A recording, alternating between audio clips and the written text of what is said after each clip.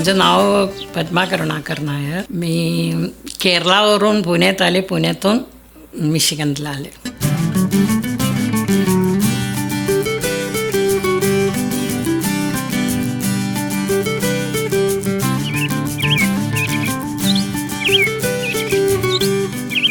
केरळामध्ये सिटीमधून 12 kilometre आतमध्ये नेमम म्हणून गाव आहे. 15 वर्ष मी तिकडंच होतं. 15 वर्षानंतर मी एकदम डायरेक्ट पुणे, म्हणजे 49 वर्ष पुण्यात राहते मी. त्यानंतर 4 वर्ष झाले मी अमेरिकेत येऊ. आमचं गाव म्हणजे अगदीशी सुंदर, छोटं छोटं कौलांचे घराच्या पाठीमागं गाई म्हैस, आमचा गोठा होता. आमच्याकडे गाई म्हैस होताच.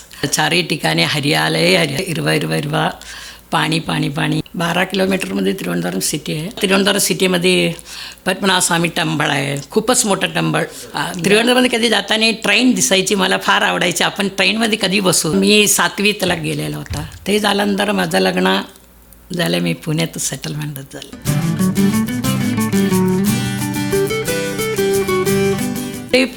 पुणे म्हणजे फार, म्हणजे पहिला मला वाटायचं अमेरिकेसारखं पुणे असं वाटायची केरळामधून.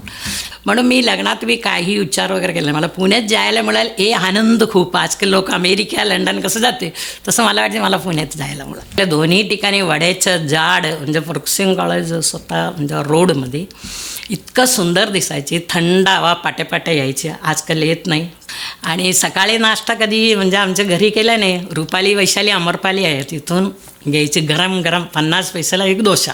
आत्ता बी मी गेलं तर वैशालीमध्ये जाते. आमच्याकडे रंगपंचमी तेव्हा खेळत नव्हतं, केरळामध्ये वगैरे माहीत नाही. एका मैत्रिणी येऊन फटकीने मला रंग लावल्यावर मी आरशा बघून रडत बसला. खूपच मला वाईट वाटले, हे जाणार कधी, निघणार कधी. त्याचं दुसरं वर्ष ते मैत्रीण आणि मी स्वतः रंग लावले. आम्ही एक मेरीने लावले. ते झाल्यानंतर आम्ही खेळायला हे सुरू केले, काय विचारलं ना. पुणे म्हणजे मला अगदीशी म्हणजे प्रिय वाट. लक्ष्मी रोड थोडा फिरायला, सारसबाग, गणपती, पुण्यातला लोक मला आवडतं. अपार्टमेंट होता राहायला तेव्हा. ॲक्च्युली मला तेव्हा अमेरिका आवडला नाही. वाघाच्या पिंजरासारखं कोंडून ठेवल्यासारखं. मला कधी घरी जाऊ, पुण्यात जाऊ, आपल्या इंडियात असं वाटायला लागले. मंडळाचा गणपती प्रोग्राममध्ये वगैरे जायला लागले. मला फारच आवडला. ते मनापासून ते लोक काम करते. सगळ्यांच्या म्हणजे अंगात काय ना काय कला आहे. म्हणजे कोणी कविता लिहितो, कोणी नाटक लिहितो. तर मी बघितल्यावर 3 वर्षाच्या मुलापासून 80 वर्षाच्या म्हणजे वयस्कर लोकसुद्धा म्हणजे कंटिन्यू सगळ्यामध्ये त्यांची एन्जॉयमेंट असते, खूपच छान. आणि काम बी करत असते आनंदाने. ते लोक सगळं करते. प्रत्येक माणूस तिकडे यावं, एन्जॉयमेंट करावं मला वाटतं सगळ्याला. मी सांगते सुद्धा. BMM 2017साठी माझं खास आमंत्रण आहे, तुम्ही सगळ्यांनी यावं.